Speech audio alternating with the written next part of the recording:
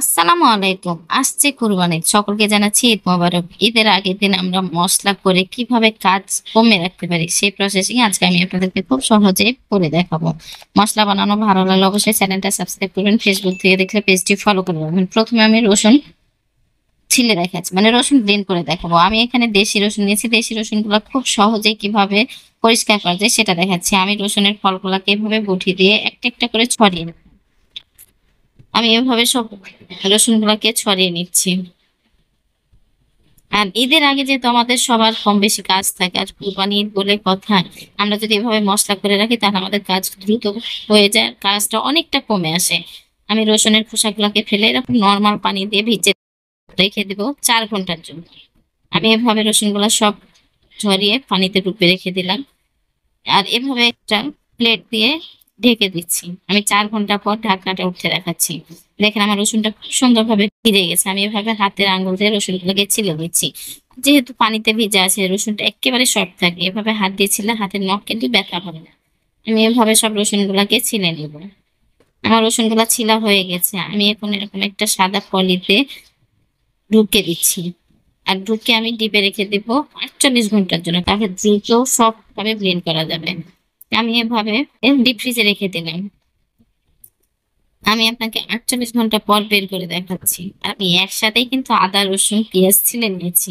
দেখার সুবিধার্থে আমি আপনাদেরকে দুইবারে দেখাবো। আমি রসুন গুলাকে একটা ব্লেন্ডার জারে নিয়ে নিলাম।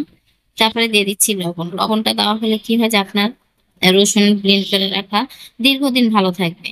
আর যদি লবণ না দিতে ভালো থাকবে না, গন্ধ হয়ে যাবে। আমার রসুনটা ব্লেন্ড করা হয়ে গেছে। আর দেখেন কি সুন্দর মোলায়েম হয়েছে, আর কালারটা পরিষ্কার থাকে। আমি এভাবে সব রসুন গুলাকে ব্লেন্ড করে নিচ্ছি। আমার রসুনটা ব্লেন্ড করা হয়ে গেছে। আমি এখন আপনাদের পেঁয়াজ ব্লেন্ড করে দেখবো। আমি পেঁয়াজটাকে আগে কেটে নিয়েছিলাম, নর্মাল ফ্রিজে রেখে দিয়েছিলাম।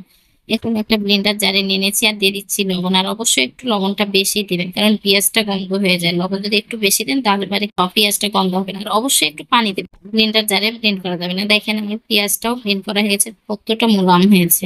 এভাবে যদি আমরা মশলা করে রাখি তাহলে আমাদের ঈদের দিন সুবিধা হয়। আমি আদাটাকে ছিলে এভাবে টুকরা টুকরা করে কেটে নিয়েছি। আর অবশ্যই কাটার পরে আরেকবার ধুয়ে নেবেন। ফ্রিজে রেখে দিয়েছিলাম। ফ্রিজে রাখার পরে 48 ঘন্টা পর বের করে আমি ব্লেন্ডার জারে দিয়ে দিচ্ছি। কারণ আমাদের কোরবানির দিন কিন্তু প্রচুর কাজ থাকে। এভাবে যদি আমরা মশলা করে রাখি তাহলে কিন্তু আমাদের কাজটা অনেক আগিয়ে যায়, আর কাজগুলো দ্রুত হয়ে যায়। যেহেতু মাংস নিয়েই কাজ কোরবানির দিন, সেহেতু আমরা এইভাবে মশলা আগে করে রেখে দিতে পারি। আমি আদার উপরেও দিয়ে দিলাম লবণ, কারণ তাহলে আমার আদাটাও ভালো থাকবে। আপনি এভাবে ব্লেন্ড করার পরে নরমালি যদি রেখে দেন তাহলে দীর্ঘ 1 মাস আপনার ভালো থাকবে।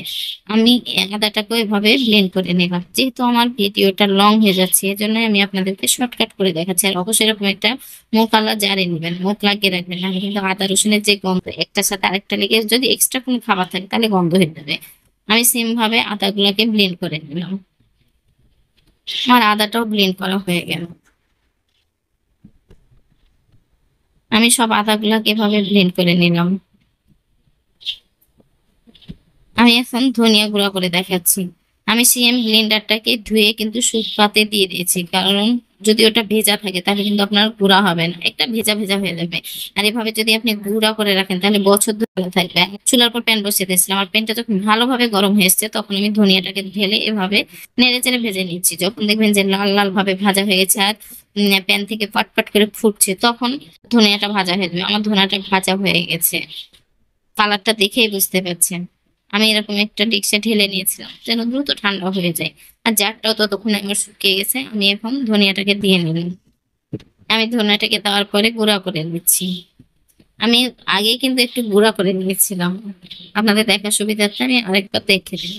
আমি এরকম একটা কাঁচের জারে নিয়েছি। আর কাঁচের জারে যদি মশলা রাখেন তাহলে কিন্তু দীর্ঘদিন ভালো থাকে। আমার ধনিয়াটাও গুঁড়ো করা হয়ে গেছে। আমি এভাবে ধনিয়াটা গুঁড়া করে নিলাম। এখন গুঁড়া করে দেখাচ্ছি জিরা। জিরাটাকে একটু বেছে নেবেন, কারণ অনেক সময় জিরাতে এরকম গোটা গোটা ডাঁটা থাকে বা ময়লা থাকে। যেহেতু জিরা ধুলে কিন্তু জিরার একটা যে ঘ্রাণ সেটা হারিয়ে যায়। আমি একটু জেনে নিচ্ছি। আর দেখেন জিরার মধ্যে কত ময়লা। চুলার উপর প্যানটা বসিয়ে দিয়ে যখন প্যানটা ভালোভাবে গরম হয়েছে তখন জিরাগুলোকে ঢেলে দিচ্ছি। চুলার তাপটা মিডিয়াম আঁচে রাখবেন, হাইটে রাখবেন না। হাইটে রাখলে দ্রুত ধনিয়া বলেন জিরা বলেন যেটাই ভাজবেন না কারণ পুড়ে যায়। আমার জিরাটাও ভাজা হয়েছে, ঠান্ডা হয়ে গেছে। আমি হাতে দেখছি ঠান্ডা হয়ে গেছে, তখন এরকম ব্লেন্ডার জারে নিয়ে নিচ্ছি। সেম ভাবেই গুঁড়া করে নিব। আর এভাবে গুঁড়া করে আমরা বছর ধরেই খেতে পারি। যদি একবার করা যায়, একদিন কষ্ট হয় কিন্তু আমরা বছর ধরেই টেস্ট পাই। আমার জিরাটাও গুঁড়া করা হয়ে গেছে। যেটা একটু গোটা ছিল তাই আমি আবারও ব্লেন্ড করে নিলাম। আর এরকম একটা কাঁচের জারে নিয়ে নিচ্ছি। অনেকের পাটাতে শিলপাটাতে বেটে রাখেন, তবে শিলপাটায় বেটে রাখলে কি হয় যে বেশি দিন যায় না। আর এভাবে যদি আমরা গুঁড়া করে রাখি তাহলে দীর্ঘদিন যায়। জিরা গুঁড়া করা হয়ে গেছে, এখন আমি আপনাদেরকে গরম মশলা গুঁড়া করে দেয়। এটা হচ্ছে দারচিনি, লবঙ্গ, স্টারনেস, সাদা গোলমরিচ, জয়ফল, কালো এলাচ, সাদা এলাচ, গোলমরিচ আর তেজপাতা। এখানে এগুলোকে সব ভালোভাবে ভেজে নিব। আর অবশ্যই চুলার ফ্রাই প্যানটা যখন ভালো হয়ে গরম হয়ে আসবে তখন একটা একটা করে দিবেন। আর এগুলো দেওয়ার পরে অবশ্যই লো হিটে করে দেবেন। হাই হিটে ভাজতে গেলে দ্রুত পড়ে যায়, আর যদি লো হিটে ভাজেন তাহলে আস্তে আস্তে ভাজা হয়।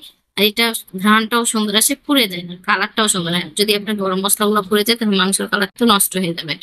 এখন তেজপাতাটা লাস্টে দিন। তেজপাতাটা একটু জাস্ট গরম হলেই হবে, পুরানো যাবে না। আমি সব মশলাগুলো আমার ভাজা হয়ে গেছে। আর অবশ্যই এভাবে ভাজার পরে ঠান্ডা করে ব্লেন্ড করতে হবে। আপনি যদি গরম গরম ব্লেন্ড করেন অনেক সময় ব্লেন্ডারে আগুন লেগেও যেতে পারে। আমার মশলাগুলো ভাজা হয়ে গেছে, মশলাগুলো ঠান্ডা হয়েছে, দেখছেন আমি হাত দিয়ে ধরতে পারছি। তখন এভাবে ব্লেন্ড করে নিলাম। দেখেন কি সুন্দরভাবে মোলাম হয়েছে। আমার সব মশলাগুলো ব্লেন্ড করা হয়ে গেছে। আর অবশ্যই এরকম একটা কাঁচের জারে নেবেন। আমি সব মশলাগুলো গুঁড়া করে নিলাম। আশা করছি সব মশলাগুলা ব্লেন্ড করা ভালো লেগেছে। ভালো লাগলে অবশ্যই লাইক দিবেন, লাইক দিতে ভুলবেন না। চ্যানেলটা সাবস্ক্রাইব করে পাশের বেল আইকনটি প্রেস করে রাখবেন। তাহলে নতুন রান্না আপলোড করার সাথে সাথে নোটিফিকেশন চলে যাবে। আর আমার মতো কে কে মশলা করে রাখেন অবশ্যই কমেন্ট করে জানাবেন। বন্ধুদের সাথে বেশি বেশি করে শেয়ার করবেন। আল্লাহ হাফেজ।